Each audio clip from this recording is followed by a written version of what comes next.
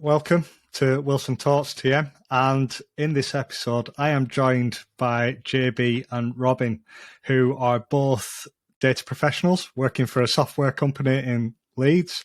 And what we're going to do in this episode, I'm going to give them a chance to introduce themselves, but also I want to find a bit about their journeys, how they started out in technology, what have been some of the things that they've learned and things that continue to help them on their journey, and also how do they unwind. So first, because if we look at Batman and Robin always generally doesn't get a look in. So I'm going to go to Robin first. And yeah, Robin, if you can introduce yourself and yeah, just how did you start out in technology? Yeah, so I would say I have always been surrounded by technology. My dad was an engineer at BT, and I don't mean by that goes around hooking up people's houses. He did electronics engineering and bits of programming and that sort of stuff. So there was sort of always gadgets around the house. We were probably one of the earlier homes to have a PC in, that sort of thing. I remember playing with his old BBC Micro computer with, old style, very big floppy disks when I was quite young. And I sort of, probably from that, always kind of wanted to be, your childhood dream job that's never particularly realistic. I wanted to be an inventor. I didn't really know what that meant, but that was sort of where I started. And kind of when I got a chance to in secondary school, I took electronics and eventually went to university for electronic engineering. And as part of that degree, I realized that really wasn't what I wanted to do for a career, but it was close. So I took a software engineering job and just moved more and more and more towards data. And that's where I am. Did you actually invent anything? Did you manage to invent anything? Oh, kids things like helicopters that go underwater, that sort of nonsense. So nothing like Sheldon Cooper and creating a nuclear reactor. No, nowhere near. Nowhere near. Okay, brilliant. Yeah, JP, over to you. Yeah, so I wasn't really exposed to tech in the same way as a kid. So I think I spent most of my youth, like most people my age, I imagine, playing computer games, and that was really my first exposure to what programming could be, because the games I'd play were the things you kind of got. I think I got most of them like free on a box of Kellogg's as like a sample disc, and it was things like there was a game called Populous at the beginning, or Age of Empires 2, where you get like the original demo, and because the games were pretty old, the AI in them wasn't very good, so you could quite quickly kind of gamify. If I do this, the AI will do this. And I found that bit more interesting than I should have, I think, kind of trying to unpick the logic of what was going on in the background. So I think trying to work out and test the boundaries of that and see how those things actually work is what kind of got me excited about tech and how it works, like what's going on in the background. And then you learn a little bit more, and then you want to know a little bit more. So that's kind of how I got into it, I think. So I always wanted to do like video game development when I was a kid. I thought that's like my dream job when I'm an adult. But when I came to UCAS and applying to unis and stuff, the specific courses for that, so there are game dev courses you can go on. All the jobs I was looking at like Rockstar Games and stuff, were asking for specifically computer science degrees. So I thought I'd do that instead. And then at uni, I just found out I love coding in general, not necessarily with games. So graduated, got a job where I work now, and it's the only place I've ever worked. So I started out as a full stack dev and then kind of did more and more data-y stuff, I think. And I kind of keep flipping between the two a bit, but it's mainly data projects I'm doing at the minute now. So it's good that you've mentioned the computer science, because I didn't have computer science. I had forensic biology. When actually in the data industry, I don't feel that it's helped me. So from your perspective and your perspective, Robin, have the degrees that you got at university really helped you within the data industry? So I would say mine has, but only really sort of tangentially. I definitely did bits of programming in it. So, I knew to program pretty well when I started. But in a way, probably the most useful thing that I've taken from my degree is actual understanding of how computers work at the kind of the very low level, which is not often extremely relevant, but just having that understanding of, this is why that's going to be a bottleneck. This is why that's going to be slow. I found really useful.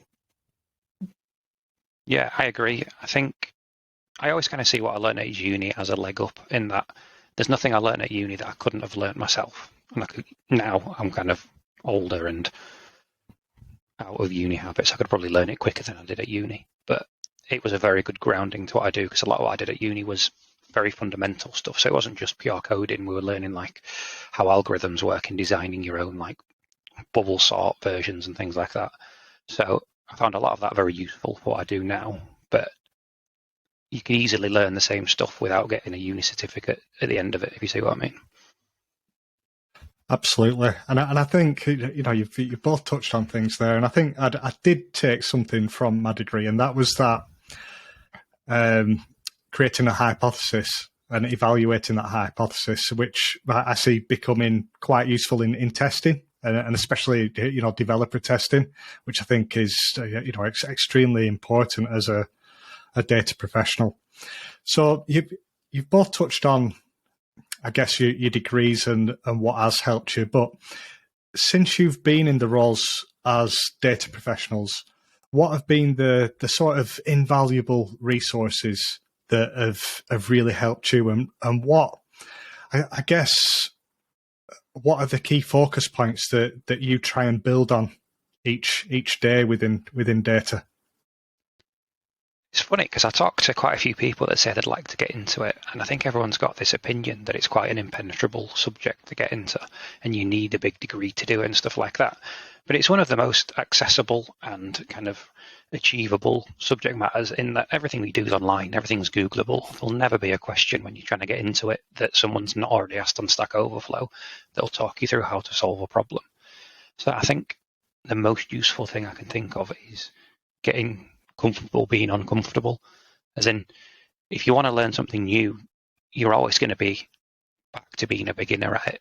And if you're trying to do the perfect version of something straight away, like there's hours I've spent trying to solve a problem, trying to think what's the most elegant way of doing it. And what I should have just done was just crack on and write something that works but is rubbish, and then improve on it later. Because it's so much easier to fix a thing that exists than it is to write the perfect thing from scratch. So I think the main thing I had to do was try to stop being a perfectionist about everything and just get something working and then make that thing work better later. And it's still a habit I fall into now. Like I'll still catch myself not doing something because I don't know the best way of doing it, and just doing something is better. Yeah, when I started, I was definitely plagued by the curse of the perfectionist. Absolutely. That's one of the biggest things that I've had to effectively unlearn as part of this career, is that it doesn't have to be absolutely polished, shiny, gold-plated. It just has to do enough. And it's a really difficult discipline because it's very hard a lot of the time to say, well, what is finished? What is good enough? What is done? And understanding that, putting something together that does something. Don't worry if it hasn't got all the bells and whistles. Don't worry if it takes a while to run. Don't worry if, you reckon it's got a rounding error somewhere and it's got inaccuracies. But getting something out the other end that you can put in front of whoever it is who needs what it is you're doing with this data, and saying, it's a start. Here are some caveats. What else do you need from this, is going to be way, way more useful than spending hours and days talking and pulling out every single possible thing it could do, and then spending weeks and months trying to make it do all of that upfront without any kind of feedback.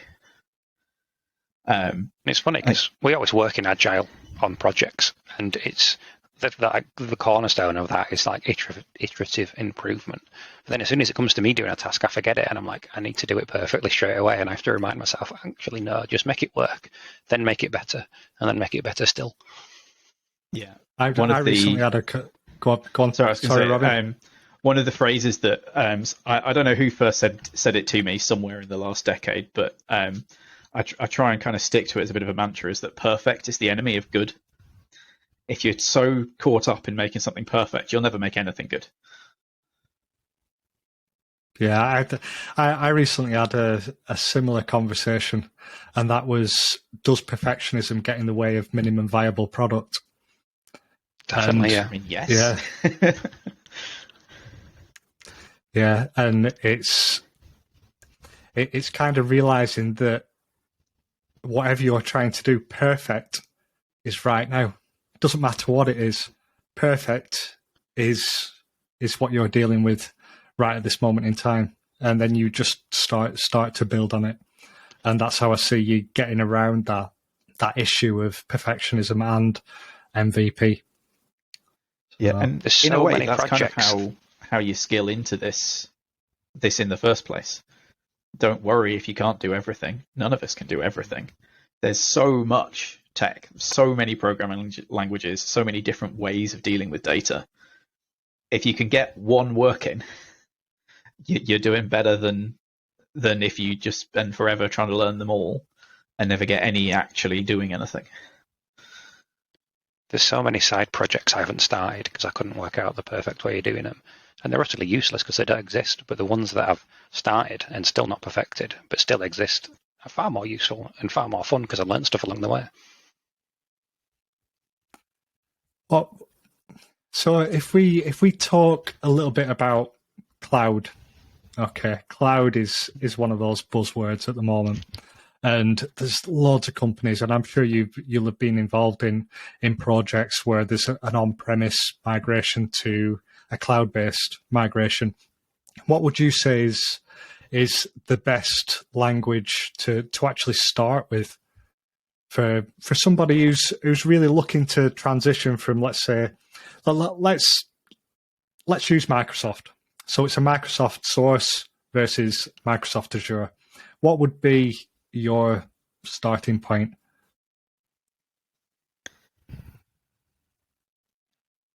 This isn't a helpful answer, but it kind of depends what you already know. In that,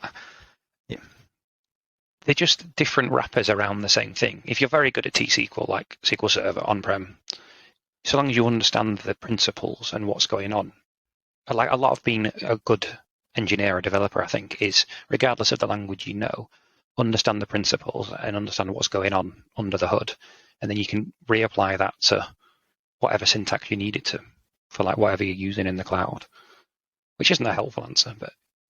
Oh no, it's quite all right. I mean, I was expecting it to sort of, so I know that T-SQL is kind of a database language, and from my own experience of cloud, I'm beginning to think that actually an object-oriented language like Python is extremely useful for that migration from on-premise to cloud. And with me having a background that isn't computer science, I never had that object-oriented experience. So, yeah, I don't know from your perspective, does that object-oriented experience help you with those sorts of migrations? Yeah, I think so. Most of the kind of modern, in quotes, ways of doing things are moving further and further away from traditional SQL, particularly PySpark being a platform that was sort of, I first started hearing about it kind of 5 or 6 years ago, and it was this sort of, it's this interesting thing you can use to parallelize all this stuff. And it wasn't particularly useful until we got to the point where it was very easy to spin up loads of extra resource in cloud and go, yeah, I do have 10, 20, 50 different machines to run this thing on in parallel. Suddenly, this framework becomes really useful. And while you can run SQL against it, the Py at the start of it is Python. It is a Python thing, so you're going to have to do some with that. And we're heading very much into this place where it's increasingly difficult to just do one thing. You've kind of got to do a little bit of everything. And I said I started doing software engineering, so I was very familiar with object-oriented stuff. And then I very quickly moved into working with databases and spent years working pretty much exclusively in SQL. And it's a very different mindset, but having both available at least a little bit is incredibly valuable. But also knowing this is good at this is good at this. I have both of these tools. It's kind of like having a hammer and a screwdriver. You need both, depending on what you need to do with them. Yeah, no, really useful. Because that was one of my development areas as a data engineer, was to look at object oriented programming, and I actually picked Python. I think it's a brilliant language, and it's actually served me well in that cloud data engineering space. So really echo your thoughts, and having that toolbox is definitely useful. So I think, let's change the tone from talking as data professionals, and actually another side of it is the well-being, but also how do you switch off? So how do you switch off from it all when you're sat at the computer 7 hours a day, 8 hours a day? So yeah, we'll go to JB this time. How do you switch off from it all? I finish sitting at my computer all day, but I largely sit at my computer all night, I think, and playing video games. Or getting some mates around and playing board games. Because the bit I like about, just to jump back slightly, the bit I like about programming is the problem solving, like the puzzle that kind of lurks within what you're trying to solve.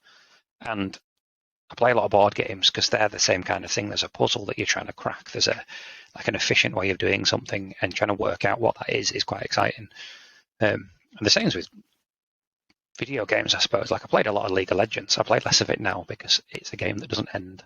But it was a fun thing to do with all my friends, and it's a good way of just kind of occupying your mind and not thinking about what you're doing, because often programming tasks are ones that will just rumble on at the back of your head even when you're not working, because you just want to know just what that issue was. So something that can just fill your mind. So yeah, I played quite a lot of League of Legends, and then I found story-driven games that have an end were far more kind of up my street, I think. So things like The Witcher 3, I played a lot of, or kind of like turn-based strategy games. So there's things like XCOM, which is basically like violent chess with aliens, is a way of thinking about it, which are all very good games to play. What about yourself, Robin? Similar but different. I do play a lot of video games, but for me, it's and yes, the problem solving in there is fun. I do play some kind of puzzle games, but for me, it's more about the escapism. I absolutely love to play pretend effectively. People say it's just for kids, but it's not. It absolutely isn't. There are many excellent games all about exploring other worlds, being other people, experiencing other things. And not all of the ones of those that I play are electronic. I do tabletop roleplay and live action roleplay as well. And just hanging out with a group of people who are there to have some fun, experience or tell a shared story is a really good way to unwind and put your mind off the work, as JB says. Particularly if you're trying to put your mind into someone else's mind, pretend to be someone else. Really get out of it as far away. Spend an evening pretending to be someone who doesn't even know what a computer is. Yeah, you see, I'm imagining that film Role Models. I don't know whether you've ever seen it. I'm just imagining that Minotaur, which is the pickup truck, just coming forward to a group of people who are doing role play, and amazing. So someone hasn't heard of LARPing. That's all they know about LARPing. That film. Yeah. It's a difficult hobby to explain. A lot of people don't understand it, or they've seen just like the clip of someone throwing beanbags and shouting lightning bolt repeatedly. It's there's a bit of that, but it's much more about telling a story. Yeah. And which games do you normally play, Robin? If you're sat at the computer. So I tend to flit about quite a lot. There are some things that I've really sunk many, many, many hours into. Skyrim, The Elder Scrolls V, is one of them. I probably own at least 3 copies because they keep re-releasing it. And I've got, probably over 1,000 hours in that at least over the years. Minecraft as well. It's less story driven, but it's very kind of free and creative, just build stuff. I tend to play with the sort of mods where you can just kind of build more and more complicated stuff and automate. Find that quite cathartic. But also I play MMOs. Massively multiplayer online role-playing games. I spend probably more time outside of work playing Final Fantasy XIV than I do any other thing outside of work except sleep, I guess. Because there's so much to do, and I've got a bunch of good friends who play it as well, so it's kind of how we hang out. And having that through the pandemic was, I would have gone insane otherwise, Oh, I can imagine. Yeah, I've even got it behind me. My MMO mouse, because I'm a World of Warcraft player. Yeah, I had my Razer Naga, and it was a plug-in one, and I actually went to use it, and it just stuttered. And I tried fixing it, and yeah, no luck. So I thought, oh, well, I need a new mouse. So I've actually got a wireless one behind me, along with a World of Warcraft book that I have, just to try and inspire you both to, play what is the best MMO out there. Now the fight begins. Yeah. Just realised that we've probably got 3 of the biggest games, League of Legends, Final Fantasy, and then World of Warcraft. So, and which you used to play one's World of Warcraft back in the vanilla days, yeah. Yeah. What happened? I went to uni, I think, and I had to stop because it's the same thing as League of Legends. It's a game that doesn't end, so I find it very hard to stop. I think I have quite an addictive personality, so if I don't have an end to something, I'll just play and play and play and play. So it's why I like story-driven things now, like The Witcher or XCOM, because there's a point where I can complete it. But even then, I go down little rabbit holes about getting all the Steam achievements for stuff. So I'll find the most convoluted ways to do stuff to get the no upgrades versions of things. I actually saw a video this week of a lady completing World of Warcraft, 100% achievements on everything. Called Annie, I think. Yeah, so 100% achievements. It's unreal. That's cool. Yeah.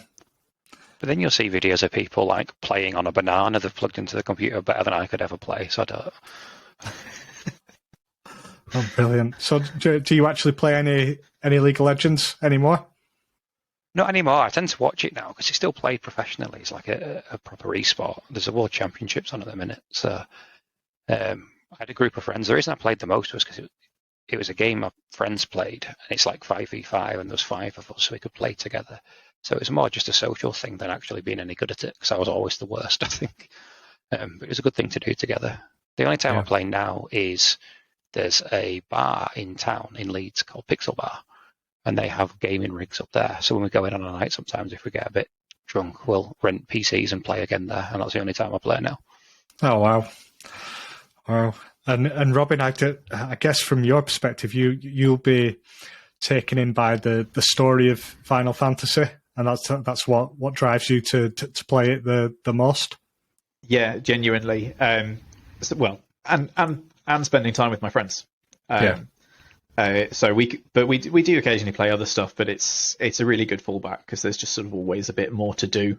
But yeah, honestly, one of the best stories in any game ever is Final Fantasy XIV. They have put so much time and effort into it. They're not going to stop. No, I really did try it. I just, to go from World of Warcraft where I can skip the dialogue and just level up. I found a Realm Reborn. It was just look. I've been through the grind. It was too hard. It really was. It was just listening to the story, and I know, everybody's entitled to their own opinion, but it was. I just couldn't, really couldn't. I had the exact opposite with Shadowlands. I've got friends who play both, and Shadowlands came out and they were having a lot of fun in it. I thought, yeah, I'll give it another go because I tried it before. And it just makes no sense.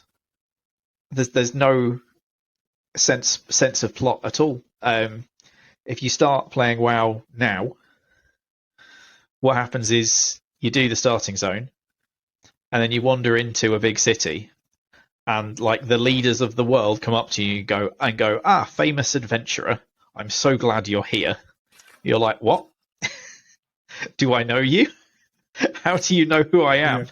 And then they're like, go over here, do not this expansion, but the last one to level up. Go on, over you go. With no kind of explanation of what's going on, why there's a problem, who any of these people are. Just go over there, level up. Cool. You've hit the max level or you've hit the level you need for the current expansion. Stop what you were doing. That's not important anymore. Come over here. Yeah. Do these quests for these people. We won't explain who they are or why this is important. You've got to max level now, and you finished all the quests we've asked you to do. Now go find 14 people and raid if you want to have any continuity of the story. I'm like, what? And on top of also do a grind for 4 weeks to get make proper friends with a faction, so you can actually do the thing. It's like I'm not just doing this, Blizzards. I've got stuff to do. You've not incentivized me at all. I actually booked 2 weeks off, and I managed to level that and another character through Shadowlands. But then one of the things that was implemented and has been implemented in a few of the expansions is gated progression. And what that means is you can get to a certain point. I was a person that look, I really wanted to spend all my 2 weeks getting as far as I could, but because of gated progression, I couldn't. And when you think about technology, imagine releasing a platform like Databricks and going, look, we're going to give you this, but then you can only use this, and then 2 weeks we're going to release another feature, and then 2 weeks after we're going to release another feature. And actually it became extremely frustrating. So I echo what you're saying, Robin, and it was really, really frustrating. And I'm hoping that, because I have bought the expansion, I'm planning on playing it and trying to convince you both when we next speak, to try and play it for a little bit, or at least watch me stream. But no, really, really useful insights into tech. Where you come from, gaming, and also the things that have really helped you. So I know you're busy people, and I really appreciate you taking the time out. And thanks for everything. Hopefully speak to you soon. No worries, it's been good fun.